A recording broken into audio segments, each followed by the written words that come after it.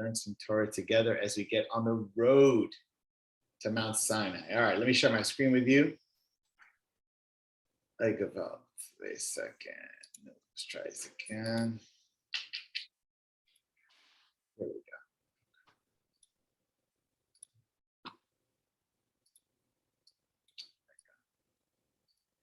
See, I'm messing it up again. There we go. All right. So what we've been doing is learning different, my favorite basic texts about Mount Sinai, Har Sinai, what happened, aspects of the journey, all that stuff. It's been fun. We get into it together. This is one of my favorite midrashim. This is actually, Meirav loved this one too. She learned it from a book called Sefer Haggadah, which is a book of legends, some of you may know. And I call it Torah for humans, not angels. Who would like to be, and it's actually pretty, I think I did a good job enlarging this one. This is what a midrash says when Moshe went up to Har Sinai to get the Torah. And what was going on there? The angels get jealous. And it's a really cute back and forth with the angels, who basically get a little disappointed that why did Moses get the Torah and not the angels? Well, they chop liver? They get something. Let's hear what they have to say. Who'd like to read out loud what the angels say when Moshe gets the Torah? Anybody?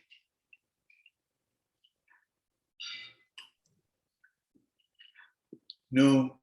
All right, Devin, Bakasha. Rabbi Yehoshua ben Levi also said, when Moshe went up to heaven, the ministering angel said before the Holy One, blessed be God, Master of the universe, what is this man born of woman doing among us? Right, what's this person? He's a human being. All right. He has come to receive the Torah, answered God to them. The angel said to God, that secret treasure which has been hidden by you for 974 generations before the world was created. You wish to give it flesh and blood. What is man that you are mindful of him, and the Son of Man that you visit him? O Adonai our God, how excellent is your name in all the earth. It is only right that your glory, the Torah, be for the heavens. All right, so just hang in there one second, Devin. Very well read, by the way. So what's the basic argument the angels are making, in your own words? What's going on? Because it's actually a deeper argument. Who could summarize it?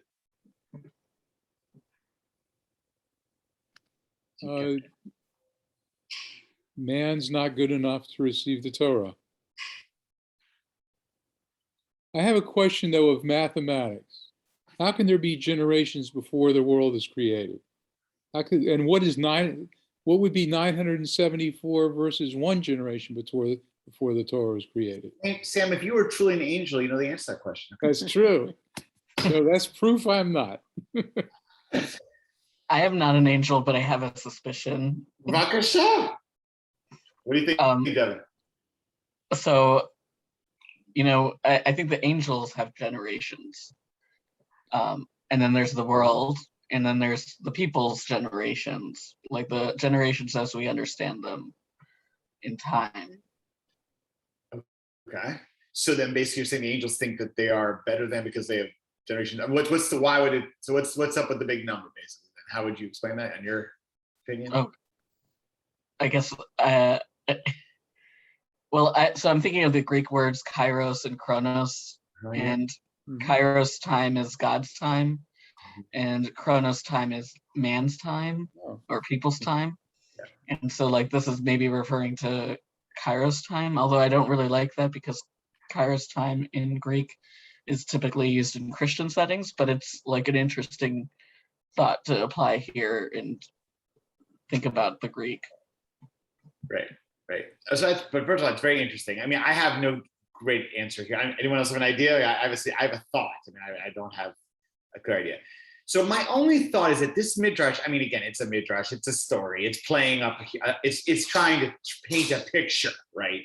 That's exaggerated. So 974, I have no idea why 974. It seems, but it's this unbelievable number that a human being really can't fathom. It's so far ago. And the idea here, I think, is even from the beginning, the first thing was what is it said here was the phrase, what is the man born of woman doing among us?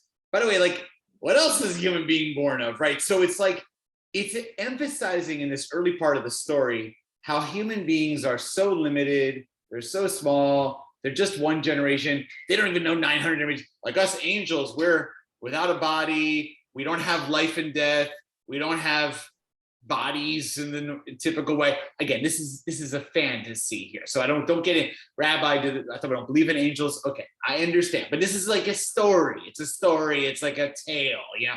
It's creating a contrast. Yeah, Deb, what do you say? That's what I was just going to say. I think that sort of following what Devin said about the differences in time, that it's sort of saying they are so, this is the differences between humans and angels. Humans are born of woman. That makes them finite. That makes them limited. 974 generations, just one of those great big words, the Torah throws out all the time. You know, all the early ancestors were like bazillion years old, but that doesn't really mean anything except that they were important. So they were very old. And that the story is just trying to draw a contrast between angels and human beings. So, you know, there were all these generations during which the angels were alive, right? Because that's God's time. People have no concept of that because there were no human beings around. And then there were people's generations after that, because, you know, then the people came along, but they're so limited and so different from the angels. So I think it's just trying to draw a contrast between the, you know, specialness, if you will, of the angels as they see themselves and the ordinariness of human beings as the angels see human beings. Yes, I think that's definitely going on a line. Yeah, it really has something. Carol, what do you say? Yeah, I was going to say, I think it's emphasizing the fact, hey, God, we've been hanging around you forever. Okay. And we have been, you know, exalting you, praising you, putting you up on a pedestal. And, we've been servicing you all along, but yet, what do we get for it? You know, we have a relationship with you. Doesn't that matter? Mm. You fit. And we have deeper connection, deeper, longevity. Guys, I feel badly here. I'm getting texted here by someone who I don't recognize, who says they're in the class, named Avi Hauser. Jenny, do you know who that is? Yeah. Does anyone here know Avi Hauser? So just give me a second here. Feel embarrassed, but I don't know if we know each other, period. Please try to come in the room again, period. So sorry, period. I don't know who this person is. I don't know how they have my cell number even. This is interesting. It's not a member that I know of, but this person trying to get in named Avi. Has the person named Avi been in our class before? I don't remember, right? It's interesting. A doctor? So I don't know what's going on. Interesting. Okay. But how they get my cell number, Jay? Okay. Jenny's here behind the wall. All right. We'll keep on going. All right. Let's see if I can get back in. All right. So now, Oh, okay. Sorry. Now I hear. Sorry. Please try again with a different email, period. Please try to register again, period. I'm in the middle of the class. I'm sorry, I can't help you more, period. Sorry, guys. All right, so who can keep on reading? Was it Devin Bakasha? I'm sorry, Yes. Return them an answer. Return them an answer, directed the Holy One, blessed be God, to Moshe. Master of the universe, replied Moshe, I'm afraid that the angels will consume me with their fiery breath. Then hold on to my throne of glory, said God to Moshe, and return them an answer. Moshe then said to God, Master of the universe, the Torah which you are giving to me, what is written in it? And God says, I am Adonai your God, who brought you out of the land of Egypt. Said Moshe to the angels, did you go down to Egypt? Were you the ones who were enslaved by Pharaoh? Why then should the Torah be yours? All right, so you catch this? It's kind of like an interesting court case dynamic going on right now. It's like basically, show me what's in this book. What am I signing here? What am I getting into? And he says, I'm Adonai in Egypt. And he turns to the angel and says, what do you guys, you think I'm chopped liver because I'm a human being, but the Torah doesn't mention you at all because it only actually speaks to people that were taken out of Egypt, and you angels had nothing to do with Egypt. And it's going to keep going down this road. And I think it's more and more profound. Go ahead. Again, what is written in it? Moshe said to God, "Thou shalt have no other gods," God declared. "Do you angels dwell among peoples that engage in idol worship?" Again, what is written in it? "Remember the Shabbat to keep it holy." Do you then perform work that you would cause you to need rest? Exactly. Keeps on going. Again, what is written in it? "You shall not take the name in vain." God's name. It's a famous line. God's name. Right? Are there any business dealings among you? Right. So the word tisa in Hebrew also is masa. It's a similar Hebrew root, and they're basically saying, it's playing with this idea that basically you have nothing to lift up. It doesn't matter for you. It could have been different arguments, but basically the argument's a business dealing issue. Because some people say taking God's name in vain, it's not worth getting into deep detail here. One idea of using God's name badly, some of you may have heard this before, is that actually when you desecrate God's name, when you do bad things in business dealings, it's considered a chilul Hashem. That's actually considered an idea. All right. Again, what is written in it? Honor your father and your mother. Have you fathers and mothers? All right. It's the case is being pretty well established here. Keep on going. All right. Again, what isn't written in it? You shall not murder. You shall not commit adultery. You shall not steal. Is there jealousy among you? Is the evil inclination among you? Well, we get Sarah Harad, and the final piece is. Immediately the angels conceded directly to the Holy One, blessed be God, and each one was moved to love Moshe. Okay, all right. So on the surface, this is like a cutesy debate between the angels and Moshe, and Moshe's wins the battle to get the Torah. But let's talk about what's underneath this here.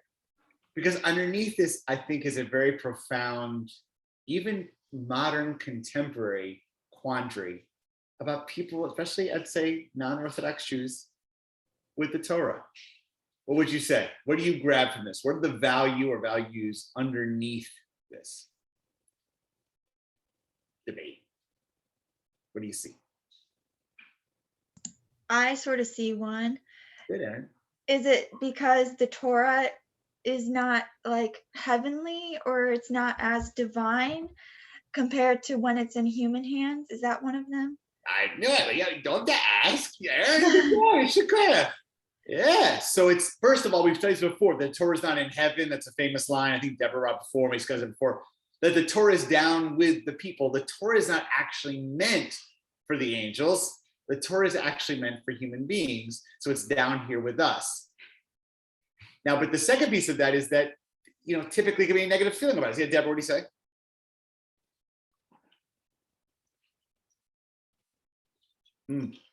You're muted, Deb. You're muted.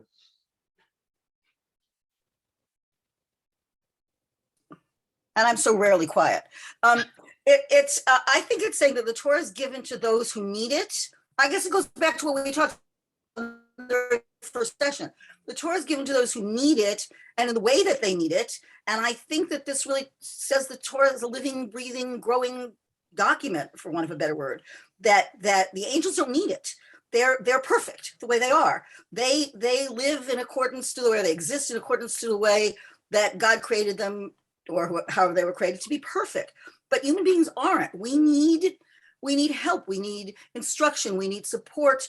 And we need that to grow with us as we grow and we learn. So I think that, you said, what does this mean for liberal Jews? I think it means the Torah is a living, breathing thing that changes with us as we change and grow, and as our world changes and grows. You're fair. Beautiful, Deborah. I love it. Love it. Other thoughts? Yeah, Willie or Carol? What do you say with that, Larsons? We're trying. What? I just, he asked what we thought. Oh, what did we think? Well, no, I lost my thought. Okay. See, you're not an angel. It's okay. You're allowed. Anybody else? I was just gonna riff off this too. So look, I think this really is instant. Just up to what Aaron and Deborah said. This is really honoring human beings. First of all, Deborah's going to the evolution of the Torah, but like, it's not like people. There's so many people in Judaism. This, by the way, is a big problem in conservative shuls. Conservatives specifically, okay, is I can't be in the conservative shul. I don't keep kosher. Right? I can't go to conservative shul. I don't know the prayers. I don't know Hebrew, or I don't keep Shabbat perfectly, or whatever. Some people actually, by the way, who go on the conversion journey, like, I don't know if I convert. I'm not ready. It's like, whoa. Easy. The Torah is given, God, in a sense, knows that we are not going to be perfect and have been started perfect. The goal is to try to get on a road towards growing with it. In fact, it's meant to help us to grow, and it's really meeting us to some degree where we are. And it's not meant for perfect people. And in fact, in this thing, I would say that in some ways, this is my little drush on it, God doesn't really want angels like these yes people. God's prepared, it can handle difficult, engagement, or even being challenged, like that's going to be the way the Torah is going to be. It's going to be with the people in the world, with their messiness, complexity, and challenge. I mean, I find it so inspiring. I just actually did this week, I did a conversion for someone who was very, very humble, and I feel, and really down. I'm feeling like he was excited to convert, but he also felt like, I'm just not good enough of a Jew. It kept saying in the course of his journey. And I was like, man, you're doing it. And part of it, that humility is part of it too, by the way. It's good because we're all trying to strive to be better Jews, but it's okay. Like, the Torah is not meant to be perfectly done by perfect people. It's meant to be someone it strives with. And this, of course, I think on some level, by the way, you could hear a polemic against another religion that has a Jewish guy that's supposed to be perfect. Anyone know who that might be? Yoshki, they just call him Yoshki. Christianity, right? That's one of the views, is there's this perfect person, and the goal is to be either maybe you can't be perfect, but you admire or pray to a perfect person. This goes back to the whole thing. Like, all our biblical characters are just not perfect. Like, they're really not perfect. They have a lot of issues. So the Torah is for them, and that is the reality of who we are. And I say, the last thing I have to say about this, and some of you, I didn't grow up conservative. I actually grew up Reform, but I know this because it's why my parents and my mother especially didn't like conservative Judaism of her. She actually grew up Orthodox nominally, but when they looked at conservative Judaism, some of you may relate to this, some of you may not. So if it doesn't relate to you, forgive me. But there was a period of conservative rabbis, like in the 60s and 70s, rabbis who would get up on the bima on Yom Kippur. And you know what they would preach about? Who experienced it? They'd say, you're here on Yom Kippur, be 1,000 people. Why do you only come once a year? You come on Yom Kippur. Why don't you keep kosher enough? You come on Yom Kippur. You don't keep the Shabbos. You're not good enough. That was a very common sermon at one point. Is anyone familiar with that sermon? Or no one heard it ever? Sam told me about it. You heard it, or Stu? Which one? Both of you guys? No, we definitely heard it. Admonishing those who weren't religious enough. And oddly enough, Rabbi, when we went to affiliate in Columbia, Maryland, we went to the Conservative Shul first, and one of the congregants who spoke to us spoke about Temple Isaiah and how they weren't really Jewish because they weren't Jewish enough. And that was the reason we went to Isaiah. Because we didn't want to hear somebody being holier than thou. Sam, I love you, man. You're so funny. Yes, that's where I grew up in Temple Isaiah, the Reformed Temple in Columbia. It's just so funny. We share this like history. It's so funny, Sam. Right. I mean, that's it's exactly. And I think, I don't want to get involved in conservative Judaism, Michigas, but I think this is like part of the particular conservative challenge is that we disagree with orthodoxy, but different. And like, how do we differentiate and sometimes do it to a negative way, which is totally unhelpful. All right, Larson's, what do you say? Yeah, in Christianity, I was in the Pentecostal thing, and periodically it would be just the fire and brimstone sermons. And what they said is, but yet at the same time they would criticize religions that were structured, and they say that those are religions of works.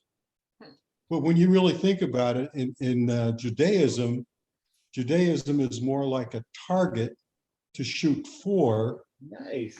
And if you were doing everything perfect, it would be a religion of works. In other words, you had to check the box in every single thing. So it's much easier when the Torah is seen as a series of truths versus the truth. Yes, very nice, Willie. Yes. And I love that idea. It's a beautiful metaphor analogy to the like shooting for an arrow that just maybe is a little bit off target and you're trying to move yourself back. I mean, that's the beauty of Yom Kippur. The people that are shul, I'm talking before, like some people that are shul, I've had people come to me upset. They hate Yom Kippur because it's so guilty and it's so negative. So some of the liturgy is tough. I mean, it's tough to swallow. It is hard, right? Judging us. But another way of looking at it is like, every year, God knows we're going to come back to Yom Kippur. You know, everyone's going to eat. Eric's coming back. Jenny's coming back. We're all coming back. And it's like, no one's going to, the year is not going to be perfect. It's okay. I mean, it's not like I welcome sin, but we all know we're going to be off target, to use your point, Willie. We're all going to be off target. So the goal is just to come back. And I love, like, I think it's actually powerful. Like, in the prayer service at the end of Yom Kippur, at the very, very end, there's actually a tradition. Some of us get close to the bima and do that evening service. There's actually some prayers in there. It says, please God, the one who forgives sin, is in the first lines of that prayer service. And some people have asked, like, what? You just finished Yom Kippur. Isn't the one prayer service of the year that you don't have to actually ask for forgiveness would be this one? Because you're totally clean. And the thing, of course you're not. You probably already messed up within 5 seconds of the end of Yom Kippur. Like, the idea is you're constantly having to go back to it. It's a constant return. We're all falling off the back, and we're getting back on the wagon all the time. And there's a way to be compassionate about that. Like, it's okay. This midrash is really saying it's better, but another way of saying it's just being compassionate on ourselves. Like, it's okay, and we're all going to be struggling. Devin loves Yom Kippur. Nahan. Who doesn't love Yom Kippur? I love it. So they're like fasting. I know. All right, Tov, enough with the angels. Let's get down to some cool stuff with Moshe Mount Sinai, where Moshe says to God, okay, I'll go lead the people out and I'll do what you say, but show me who you are. This is a little bit not just on Mount Sinai per se, it's more of the relationship Moshe and God. But I thought I would bring it here as a general moment of revealing God's self, just like God revealed God's self on Mount Sinai. So who would like to read here? Someone else read about Moshe asking to see God's self. Actually, let me just see. I'm trying to think if I should pick this one or pick up one more. Yeah, you know what? I'm gonna do this one. This is good. Okay. All right. Who would like to read this thing? And Moshe said to Adonai. Who'd like to read this out? Come on, somebody new. All right, Willie, let's go. Thank you. And Moshe said to Adonai, unless you go in the lead, do not make us leave this place. For how shall it be known that your people have gained your favor unless you go with us, so that we may be distinguished, your people and I, from every people on the face of the earth. We got Moshe be saying, come with us to Egypt and like help us out. Don't just leave us here. Don't leave us wandering. Okay. And God says to Moshe. And Adonai said to Moshe, I will also do this thing that you have asked, for you have truly gained my favor, and I have singled you out by name. Moshe said, oh, let me behold your presence. And Adonai answered, I will make all my goodness pass before you, and I will proclaim before you the name Adonai and the grace that I grant and the compassion that I show. But, God said, you cannot see my face, for men may not see me and live. And Adonai said, see, there is a place near me.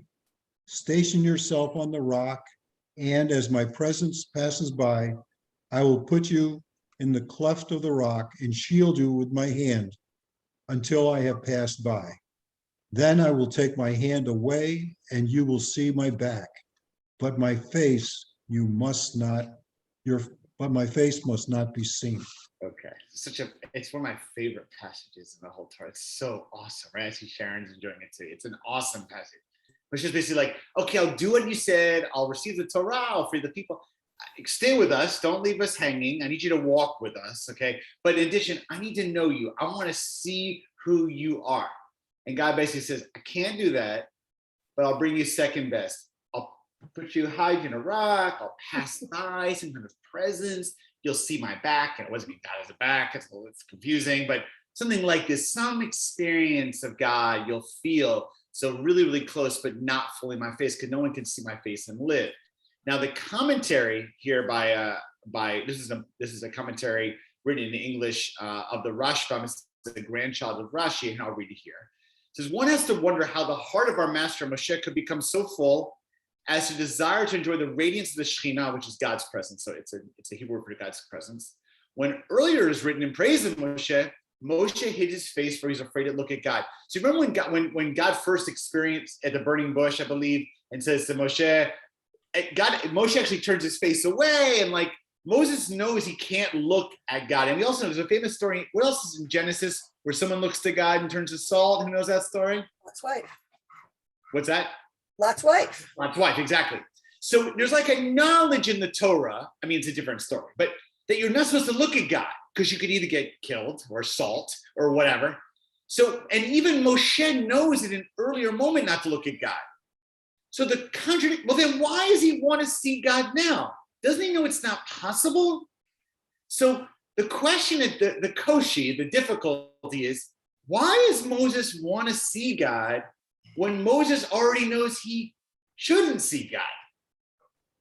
Do you see the problem? Mm-hmm. Okay, thoughts about that, by the way? This Terry pressed by accident, Terry, I turn come in. Anyone have thoughts about why Moses wants to do it now? Or just you're also confused? Yeah. Robin, what do you say, Robin? I think it's because Moshe has a different level of confidence in where he is. And so you see it, there is a shyness, right? There's a holding back at the beginning of a relationship. You may be a little bit more guarded. And so an example would be infants, toddlers, for example. Toddlers think that everybody sees what they see.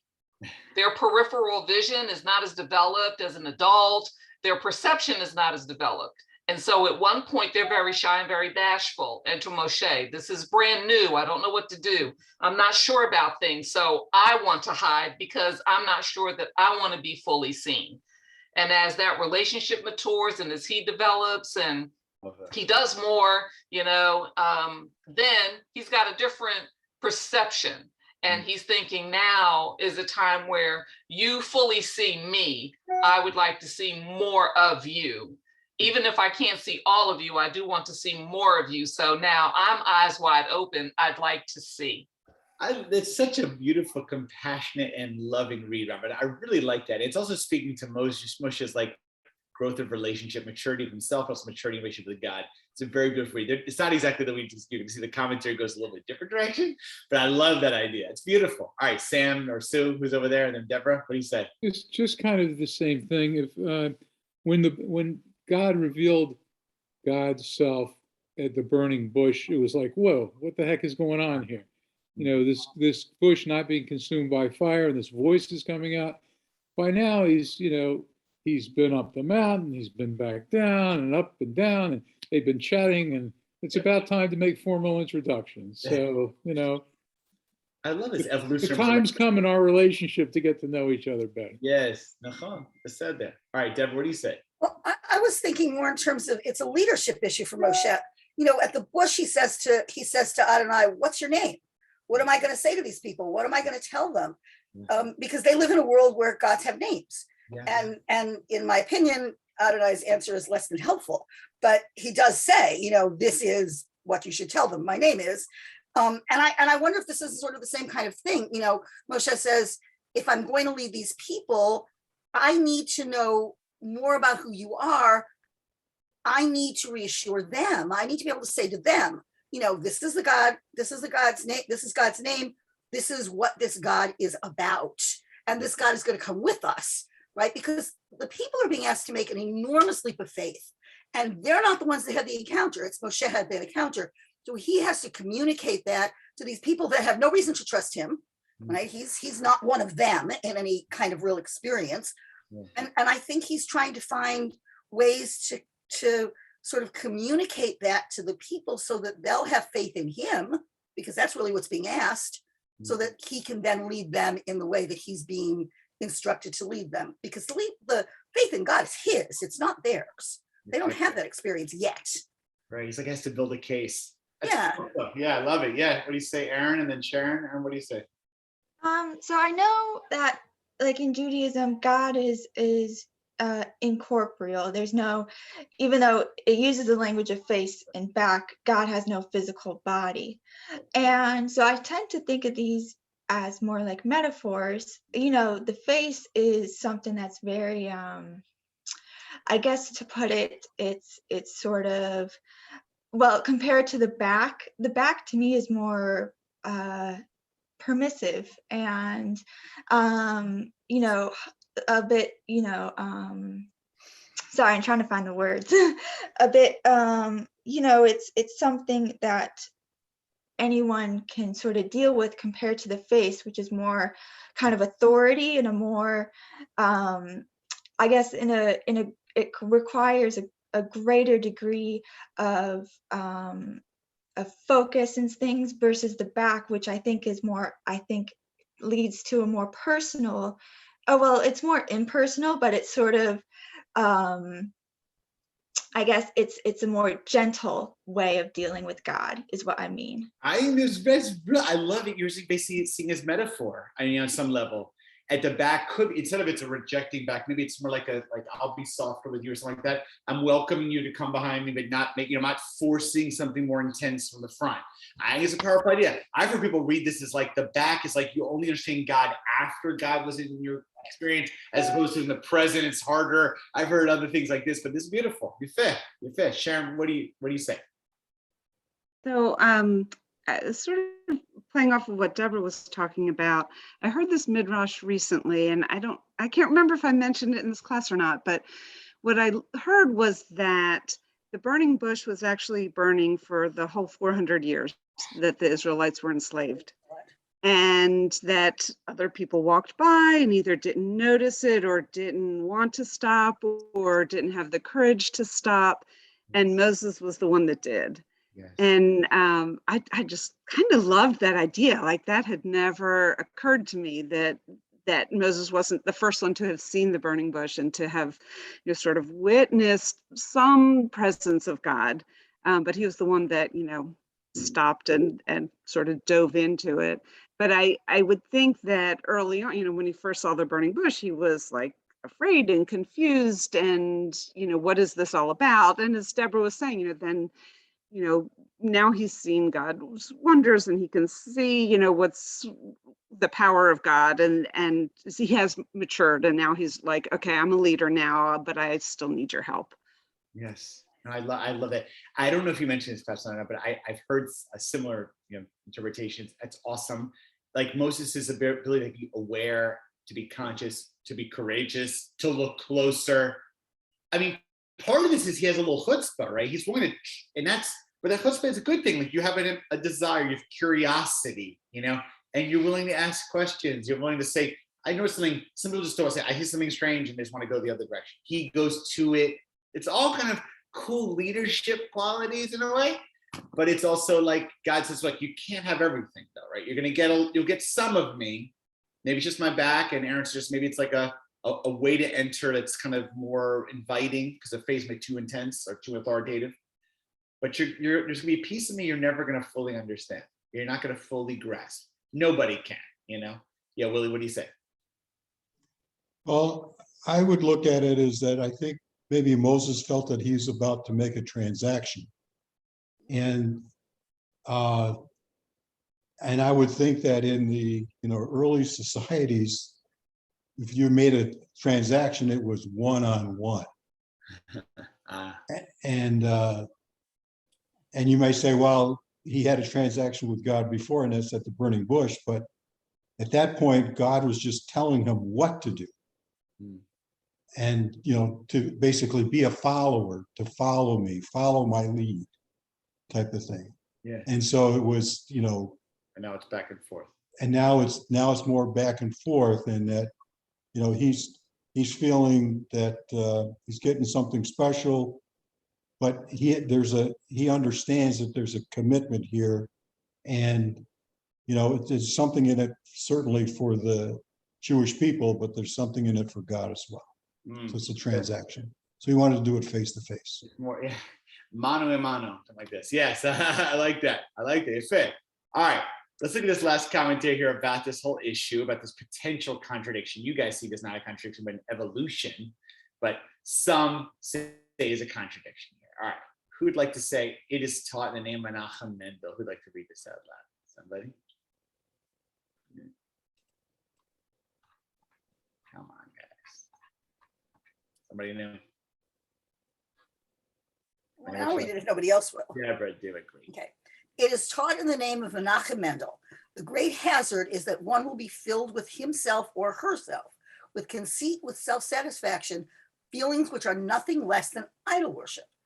The first idol worship, and the one that makes us all idolaters, is not a statue, but the ego. I am not referring to that imaginary dimension of the psyche postulated by Freud, also called ego, but rather to a way of acting that says, I judge us both, and I am more important than you. Ego is not thinking you're a talented or a good person. It is only self-confidence or, in extreme cases, ordinary conceit. Ego is arrogance. It is thinking that you are better than someone else. It is making yourself big in the presence and at the expense of someone else. A hermit cannot be arrogant. An ego needs someone else, another person, one you believe to be inferior to you, in front of whom you can preen, raise your chin, and stretch your beautiful neck.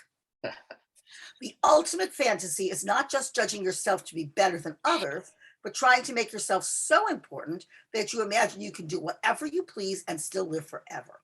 The entire Hebrew Bible can be understood as a chronicle of humanity's incessantly foiled attempts to do whatever they want, live forever, and thereby to be God. In this way, both ego and idol attempt to displace God.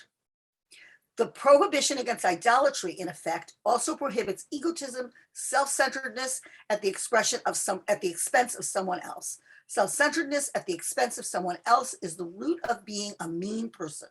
Therefore, the prohibition against worshiping idols is just a fancy theological way of saying, don't be self-centered. And the first two utterances of Sinai now mean, if you let me be God, then you won't be a louse, or conversely, when you're a louse, there is no God. The barriers between us and God is our ego, and the focus of the tension is the perpetual personal pronoun I. Right, this is Rabbi Lawrence Kushner, not Harold, from Sudbury, who I think I brought a different commentary before. So I love this idea that the problem here is in this paragraph. I mean, this is my take. There's a lot of I talk here. Moshe's like, let me behold your presence. By the way, it doesn't say let the people behold your presence. Now, Willie's point as well. He wants, look, Moses, and it's actually a lot of your points. Moses wants to risk himself. Moses is a leader. Moses feels deeper connection. Moses wants to cut a deal. I mean, I get it. But there's just a lot going on where Moses basically, I want me.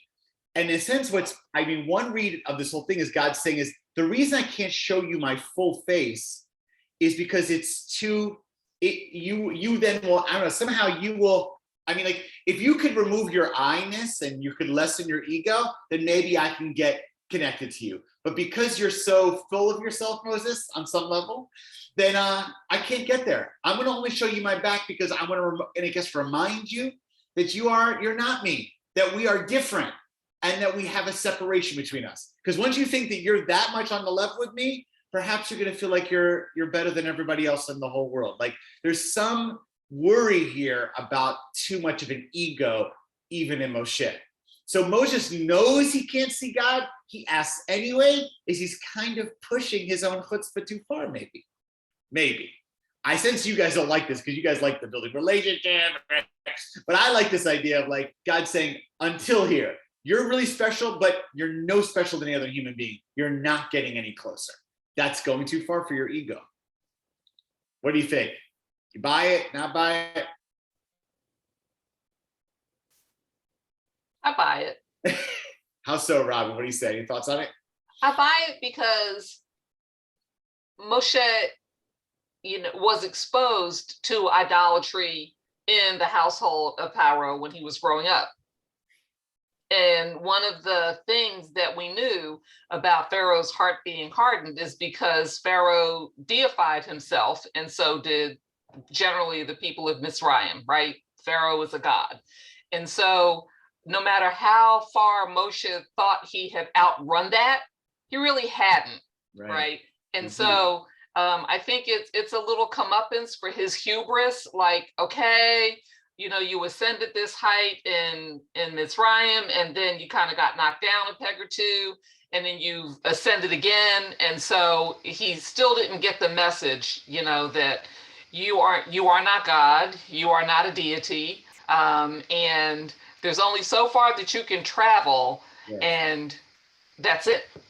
You're fit. Like there's going to be a limit even for you, Moshe, even though you would like to go higher or closer or more intimate, or there's going to be a block, and you're going to be reminded you're lower. You can't come on that level with me.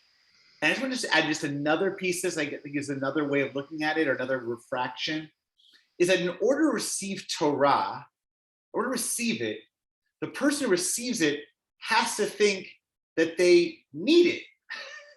Right? There has to be a flow. Like in any conversation, right? For there to be a real dialogue, and I really am listening and taking in, I have to listen with deep curiosity and interest, or I'm not really listening. I'm just thinking about what I'm going to say next, right? And that's not listening. That's like respond. So when you think about the Torah's communication, and God's reminding Moses, okay, Moshe, you're pretty great. But you know what? You're always going to be a little bit lower because I'm transmitting something to you, and you're going to have to stay open to that. Like there has to be it's like water that is on a high level in a stream. It has to flow. If it just stays flat, there's no flow. It has to go a little bit like this for it to flow down. And that means you have to kind of remove your ego a little bit to open up that flow, that river to come into your heart. I think this is actually a powerful idea of reminding us about hierarchy. A lot of our time today, we, in our modern, contemporary, progressive community, whatever you want to say, we don't like hierarchy. We're against, someone's up and someone's down. But like anyone who's ever worked in any organization, I'm looking at Deborah, Sharon, our religious school, and all the various places, and Sam, other people that worked in corporate America, Robin in the military. If there's no hierarchy, there's no flow of information. Like, how do you make decisions? How do you move forward? A flow of downward has a place. Not everyone's the general. Not everyone. Now, you don't want the general to be a tyrant, but there's a reason why you have to be led. If Moshe gets this level of connection, maybe Moshe won't be led by God anymore.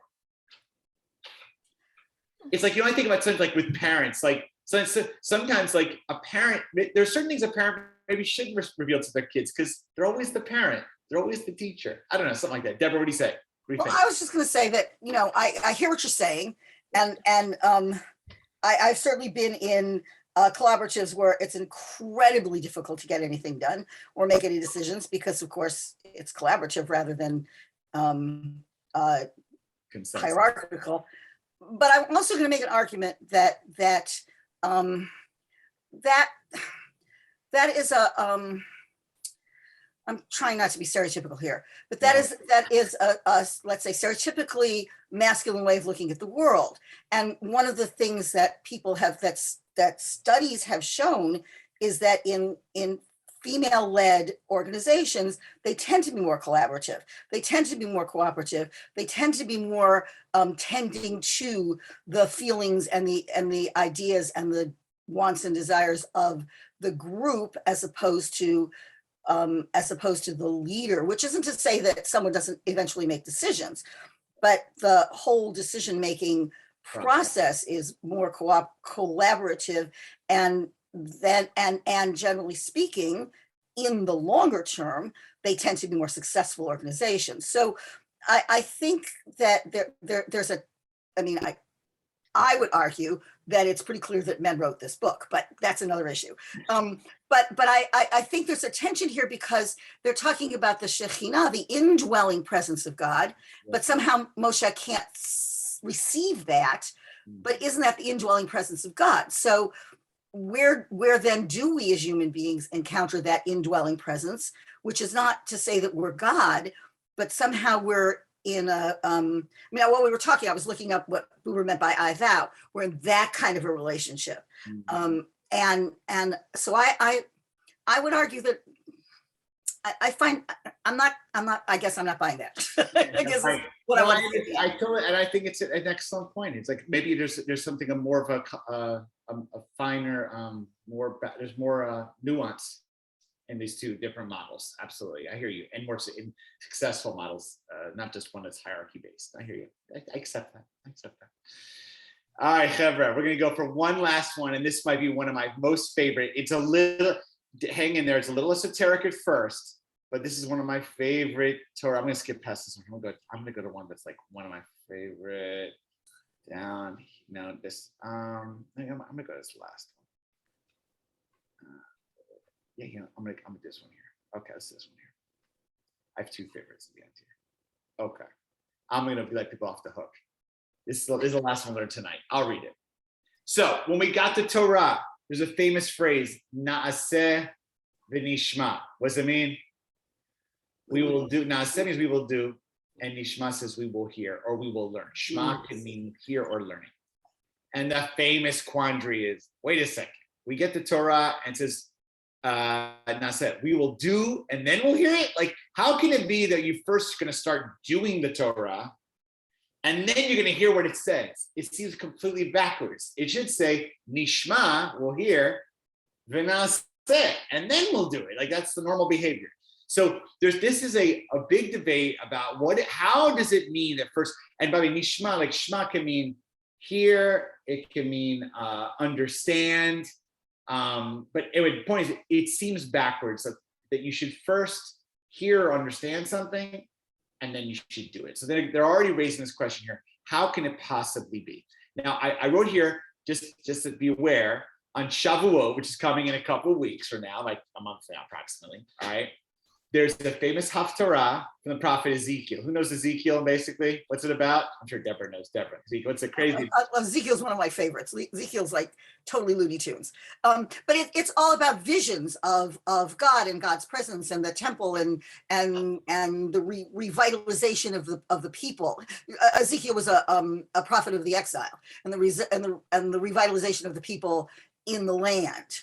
Yes. And he's got these fabulous, visions and angels and wheels with eyes and the dry bones, and those are all Ezekiel. I love Ezekiel. He's exactly, beautiful. Somebody heard Ezekiel's chariot. Maybe you've heard it's like a famous vision he had across the sky with fire and metallic things, and really, there's actually some biblical theory he was like on hallucinogenic drugs or something.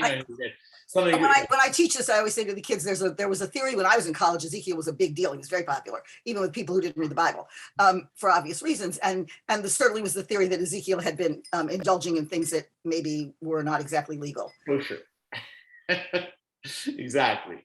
So, but one of the phrases used to describe the angels who are on this chariot, who are hopping around and showing their faces, there's wings and all kinds of, is the Hebrew phrase, ratzo vashov.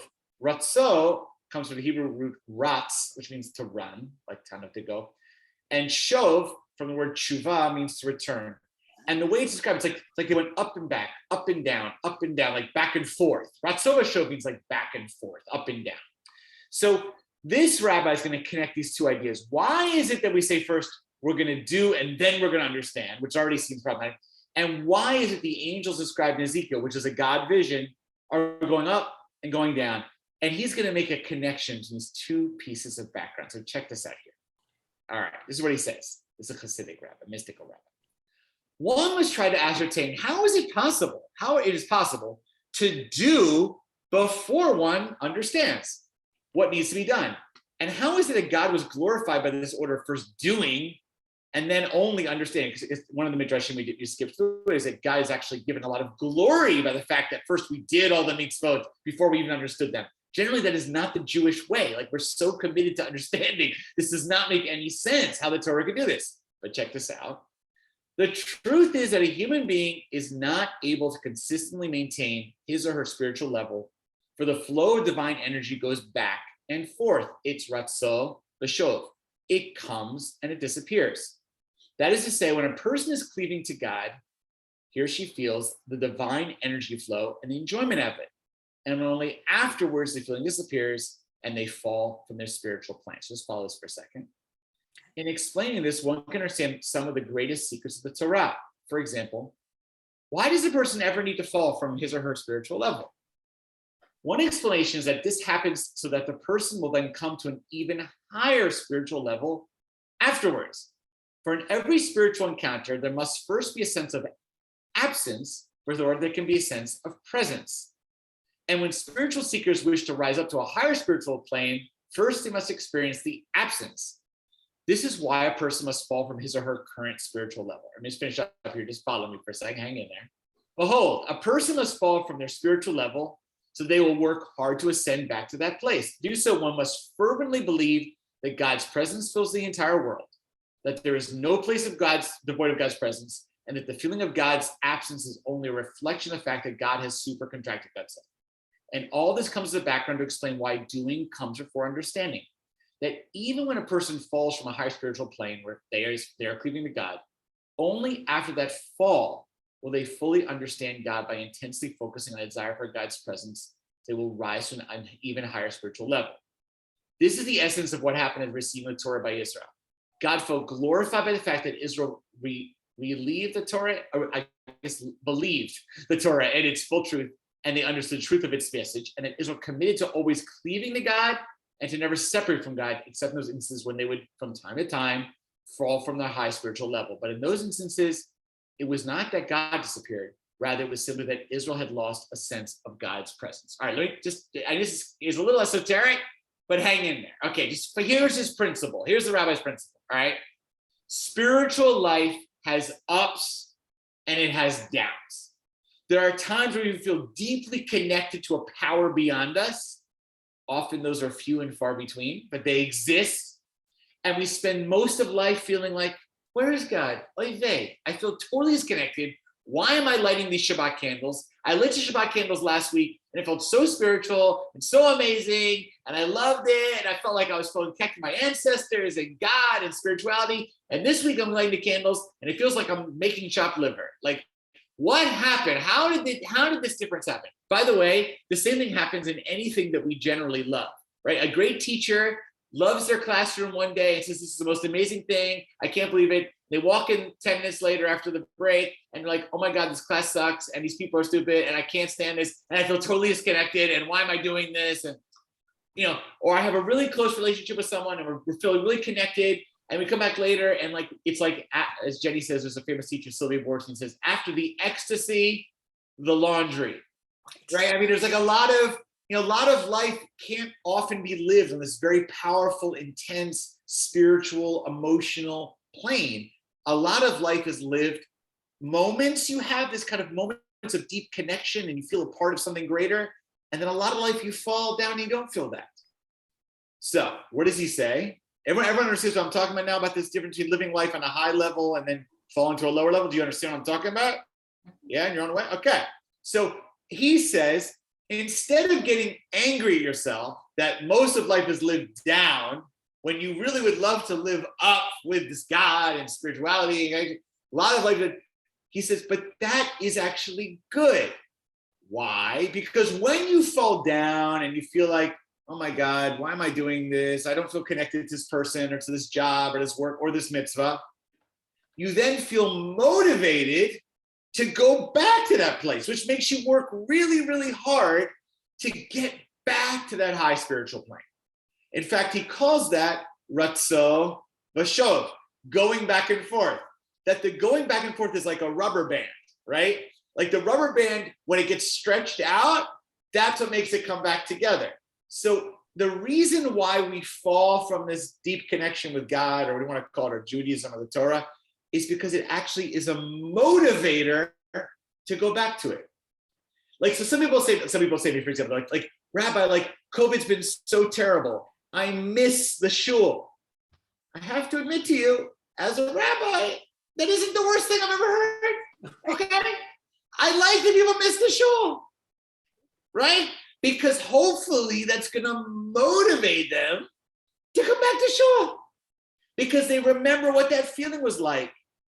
Even though it's not always perfect in shul, the fact that they had that feeling like the end of Yom Kippur. There's nothing like the end of Yom Kippur. The kids come down with the candle. It's so special. And we haven't done that really for 2 years. We did it last year outside. It wasn't the same.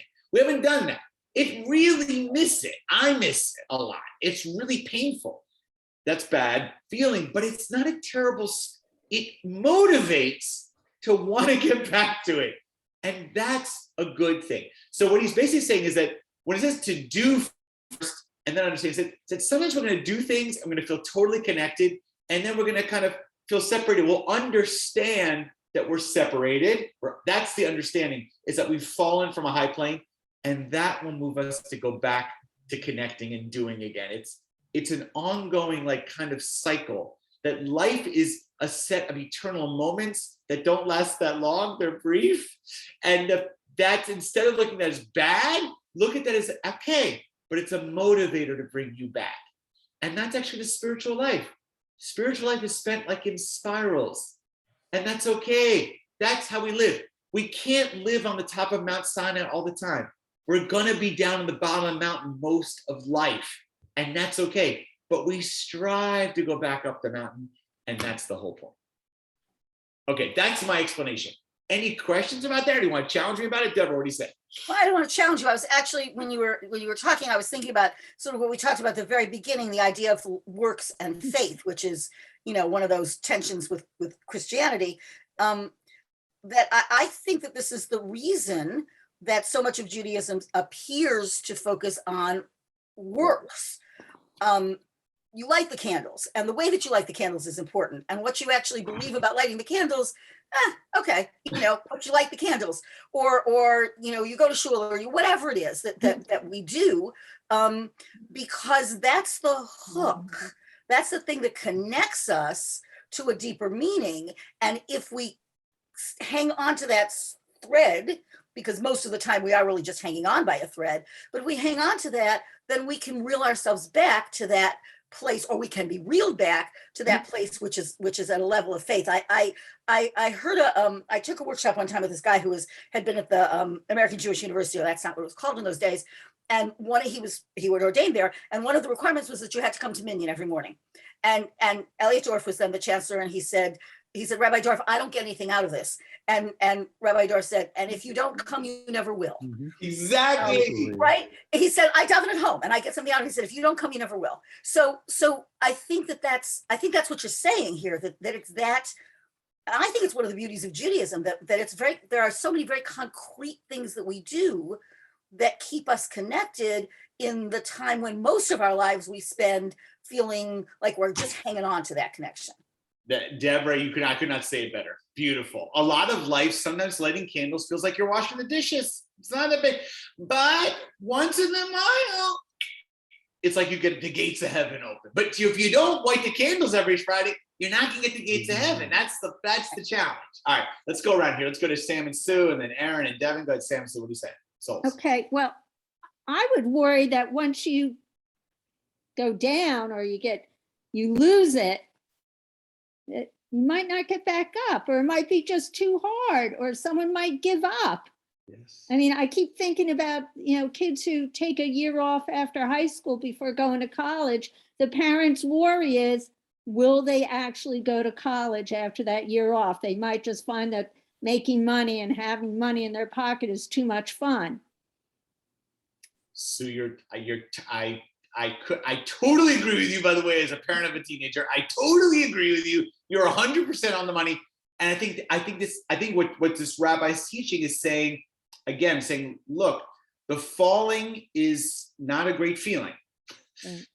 But it also, let me give you the flip side to you. I have parents come to me and they're like, Rabbi, my kid doesn't want to go to college, or my kid doesn't want to do. And you know what, at some point, and I'm sure I'm telling this to Sue, but you already know this yourself, right? At some point, if the kid doesn't feel motivated to come back, I mean, what am I gonna do? I'm gonna give them a punishment when they're 22. You know, it's like, hopefully we can, and this is a challenge, by the way, is you get them to miss it. They have to feel like they're missing something.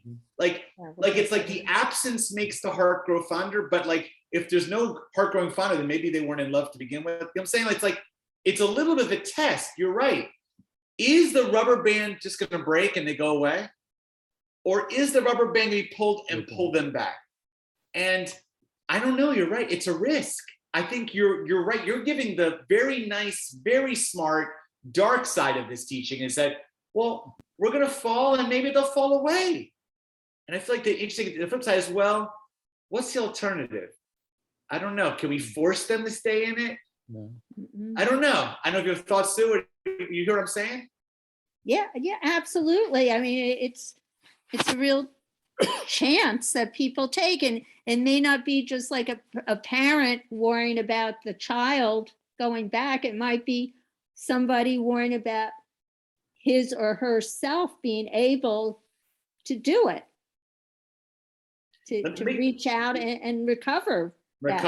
So let me give you a provocative example, because I know some people in our group here are in marriages and various things. I'm gonna give some provocative, just from my experience as a rabbi, right? When I came into rabbinical school early on, it was such enormous, and still to this day, talk about intermarriage, someone marrying someone who's not Jewish. This was seen at one time, not today, and you know that's not how I feel, like as if this is gonna be the end of the Jewish people.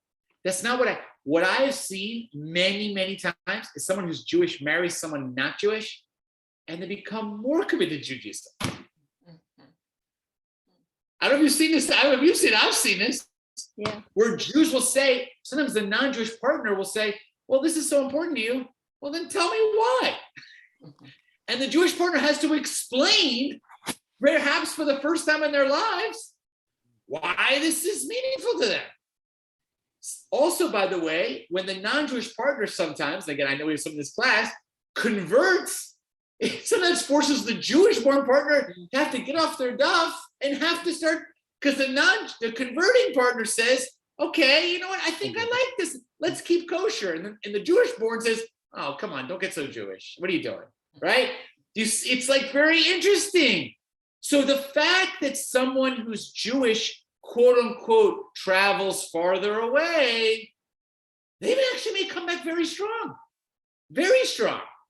So it's like a little bit of trusting that, hey, let the person take their journey, and let's not pre-decide that it's going to go bad. It actually might go really better than you could ever imagine. So again, I don't mean to be so provocative. I hope I didn't offend anyone with those examples, but I want to just let you know that, like, this is the real experience, is that we don't know the end of the story on a person's Jewish journey. We don't know where they're going. Look, Bill Gates, I'm sure when Bill Gates told his parents, I'm dropping out of Harvard, they thought he was Moshe, okay? It worked out well for Bill Gates, mostly, okay? Same thing with these other guys. They drop out of college, they did pretty well, okay? So it's like, it's a little bit of this text is saying, hey, if someone falls off the path on some, let's let that path continue. Let's see how it evolves. We don't know the end of the story. It might turn out differently. It might, in fact, this person may be motivated in a new way. Okay, let me go here to Aaron. Was it Aaron? Bakasha? Aaron, what do you say?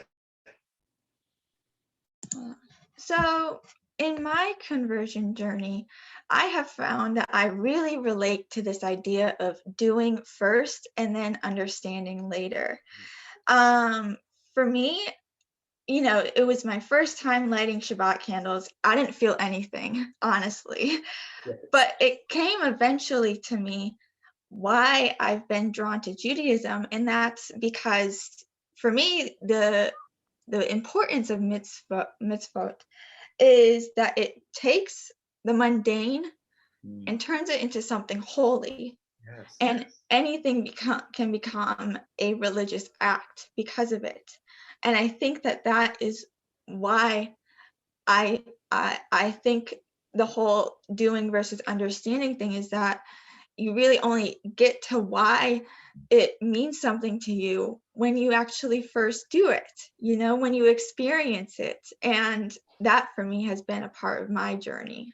And that's all I wanted to So grateful say. you shared that. That is so amazing. I love what you just said. I actually relate that to some degree myself, by the way, on my own Jewish journey. It's really powerful. Kol hakavod. Awesome. All right, Devin, what do you say? Yeah, just a few things. Following up on Deborah's comment about people hanging by a thread and Sue saying something about going down but giving up. When I was growing up and I went to Hillel Day School, one of the rabbis, I can't remember whether it was Rabbi Aaron or Rabbi Pinchas, one of the rabbis, Herman, shared the story of when we sin. Essentially, this was around Yom Kippur, I think.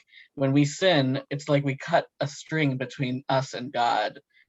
And in that cutting, in order to tie that knot, in order to do teshuvah, you make that string actually shorter, because all of that string that makes the knot kind of reduces the length of the string between you and God. And I really loved that idea of actually no, we sin, the big S word, but